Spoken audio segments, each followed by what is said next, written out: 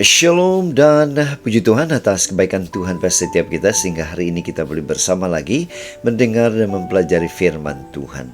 Tajuk renungan kita hari ini ialah terimalah ajaran sihat. Mengapa dan bagaimana? Firman Tuhan dalam 2 Timotius 4 ayat 3 mengatakan, karena akan datang waktunya orang tidak dapat lagi menerima ajaran sihat, tetapi mereka mengumpulkan guru-guru menurut kehendaknya untuk memuaskan keinginan telinganya. Sahabat yang dikasihi, bacaan kita hari ini kita boleh baca dalam 2 Timotius 4 ayat 1 hingga 8. Di sini Rasul Paulus menasihati Timotius dengan sungguh-sungguh agar memberitakan firman Tuhan dengan setia, siap sedia dalam segala keadaan, serta menegur, menasihati, dan mengajar dengan kesabaran dan kasih. Ilustrasi. Andy, seorang pekerja media, meluahkan kebimbangannya tentang betapa beragam dan menyimpangnya ajaran di dalam gereja masa kini.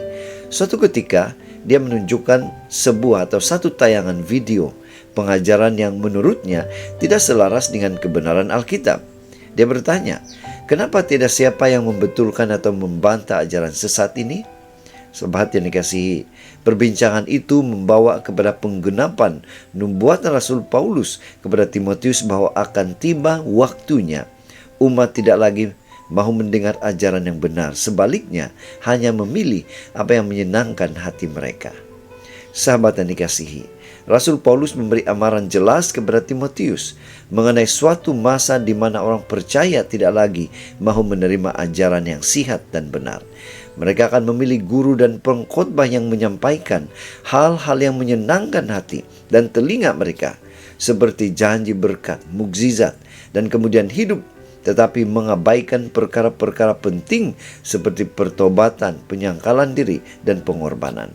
Sedangkan ajaran sihat, meskipun kadang-kadang sukar diterima, adalah perlu bagi pertumbuhan dan kestabilan iman. Sahabat yang dikasihi, daripada renungan ini, menolak ajaran sihat adalah langkah awal kepada kemunduran rohani.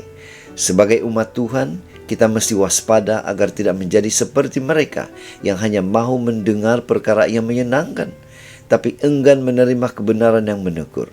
Yesus sendiri tidak selalu berbicara tentang berkat atau mukjizat, tetapi juga menyeru kepada pertobatan dan penyangkalan diri. Mari pastikan hati kita terbuka kepada ajaran yang benar, walaupun kadangkala tidak sedap didengar. Inilah doa kita, sahabat yang dikasihi. Mari kita datang kepada Tuhan dan memintanya memberikan kekuatan, dan kita bersedia untuk menerima ajaran Tuhan yang benar, walaupun kadang sukar untuk diterima. Tapi jangan biarkan kita tertipu dengan ajaran yang hanya menyenangkan telinga kita. Kita ucapkan terima kasih pada Tuhan, karena Dia sentiasa menolong kita bila mana kita datang kepada Dia.